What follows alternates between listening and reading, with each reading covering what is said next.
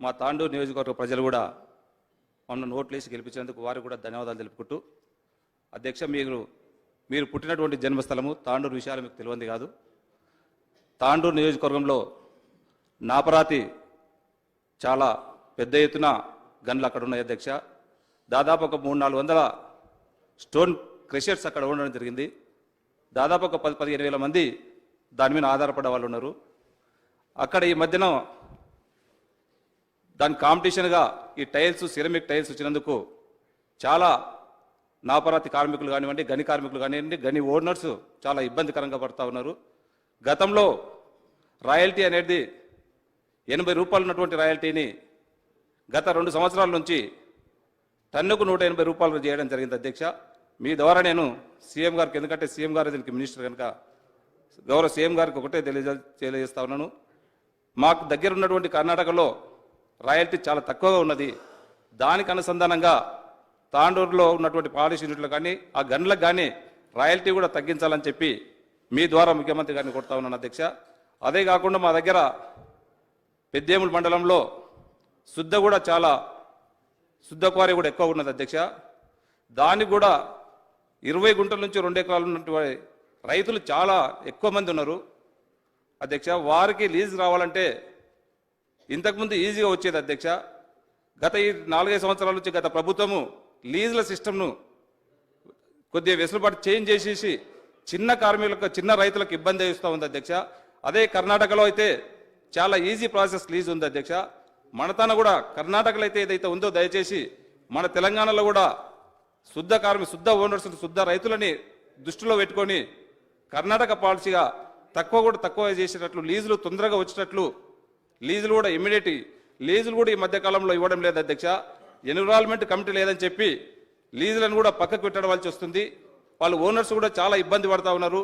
ఆ environment committee కూడా immediate form చేసి లీజులు సులభతరంగా ఆ రైతులకు వచ్చే విధంగా మీ ద్వారా ముఖ్యమంత్రిని కొడతా ఉన్నాను అధ్యక్ష. అదే కాకుండా రాయల్టీ కూడా దానికి కూడా అధ్యక్ష, కర్ణాటకలో 110-120 రూపాయలు ఉంటే మన దగ్గర 280 రూపాయలు, దానికి కూడా సెస్ ఎక్కువ ఉంది రాయల్టీ.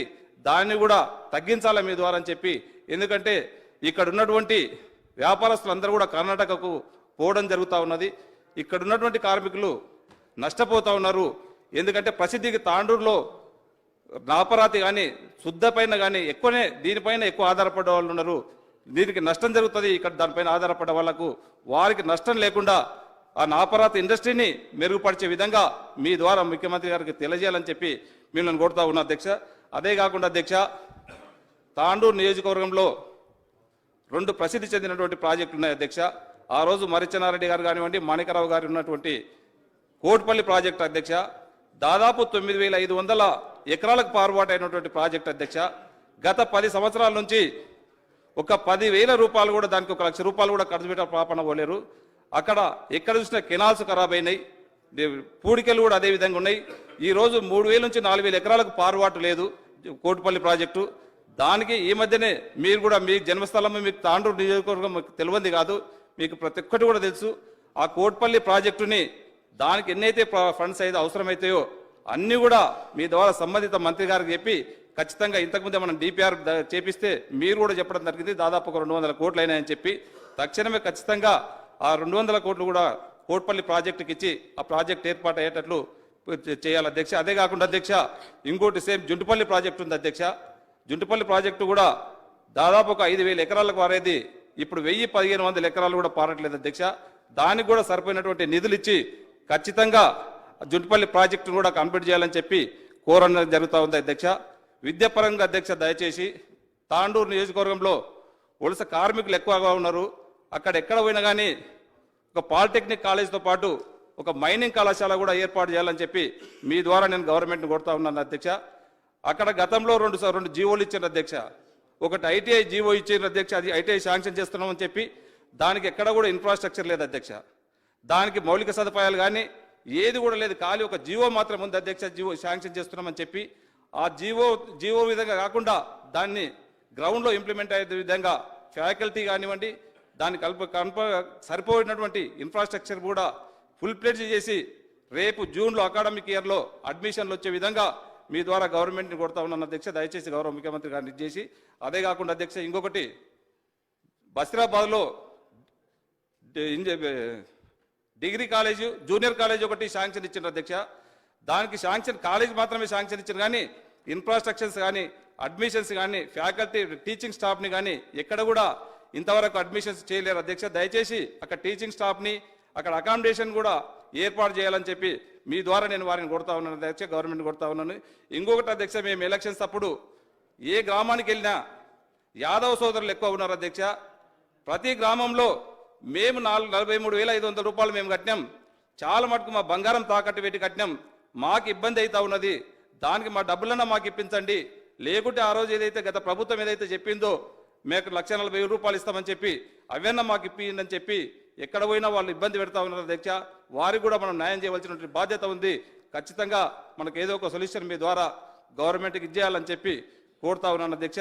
అదే కాకుండా అధ్యక్ష, తాండూరులో కందిపప్పు అంటే దాదాపు మన తెలంగాణలో 3 లక్షల హెక్టార్లు మనం పండించుకుంటే తాండూరు పరిసర ప్రాంతాలలో దాదాపు 1,50,000 హెక్టార్స్ అక్కడ కంది పంట సాగు అవుతుంది అధ్యక్ష.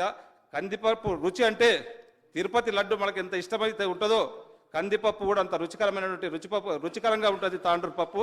దానికి కూడా వీళ్ళు అధికారికంగా పోయినసారి ఒకటి గత ప్రభుత్వం ఒకటి ఇచ్చింది అధ్యక్ష. భౌగోళికంగా గుర్తింపు ఇవ్వడం జరిగింది అధ్యక్ష. భౌగోళికంగా గుర్తింపు రావడంలో దానికి అక్కడ కంది రైతులకు ఎక్కడ కూడా లాభం జరుగుతలేదు.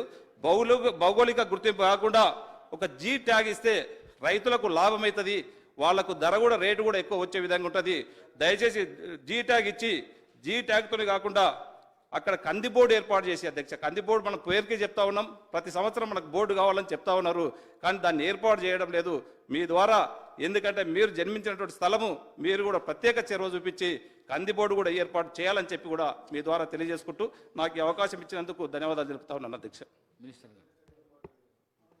మన గౌరవ సభ్యులు మనోహర్ రెడ్డి గారు సార్ తాండూరులో ఉన్న సమస్యలన్నీ కూడా చెప్పిండు. ముఖ్యంగా తాండూరు అంటే నాపరాయికి ప్రసిద్ధిగాంచిన ఆ ప్రాంతం, దాంతోపాటు వారికి సంబంధించిన ఆల్మోస్ట్ అన్నీ మీరే ఒక సబ్జెక్టు 2 సబ్జెక్టు మాట్లాడని చెప్పిన తాండూరులో ఇన్ని సమస్యలు ఉన్నాయని ఇప్పుడే తెలిసింది మాకు. తెలంగాణలో ఏమంటే బంగారు తెలంగాణ అయిపోయింది, కొన్ని మిగిలిందేమనుకున్నాం. ఆ సమస్యలు తింటూనే మా సభ్యుడు చెప్తుంటే అన్నిటినే ఉన్నట్టు అనిపిస్తుంది.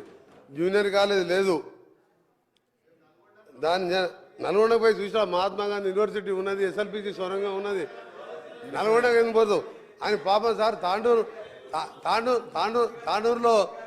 తాండూరులో మా ఎమ్మెల్యేని అప్పుడు గెలిపిస్తే మా ఎమ్మెల్యేని కొనుక్కపోయింది తప్ప ఆయన అభివృద్ధి కోసం పోయిండని చెప్తే నేను అనుకున్నా అభివృద్ధి కోసం పోయిండేమో, తాండూరు బాగుపడదేమో అనుకున్నా. ఆయన అభివృద్ధి అయింది తప్ప తాండూరు అట్నే ఉన్నది, ఇంకెక్క పోయింది. తప్పకుండా వారు చెప్పిన సమస్యలని నోట్ చేసుకున్న అధ్యక్ష. దాంట్లో అన్ని చెప్తా మీరు రాయల్టీ విషయంలో కర్ణాటకతో పాటు వచ్చే విధంగా కర్ణాటకతో పాటు మన దగ్గర 100 రూపాయలు ఎందుకు ఉంది, అక్కడ 280 రూపాయలు ఎందుకు ఉంది, పక్కపక్కకి ఆనుకున్న ప్లేస్లలో ఈ అన్ని సమస్యలు కూడా ముఖ్యమంత్రి గారితో గౌరవ సభ్యులు గారిని తీసుకెళ్లి చర్చించి దశల వారీగా సాల్వ్ అయ్యే విధంగా తప్పకుండా దీన్ని పరిష్కరిస్తాం అధ్యక్ష. అన్నీ నోట్ చేసుకున్నాం.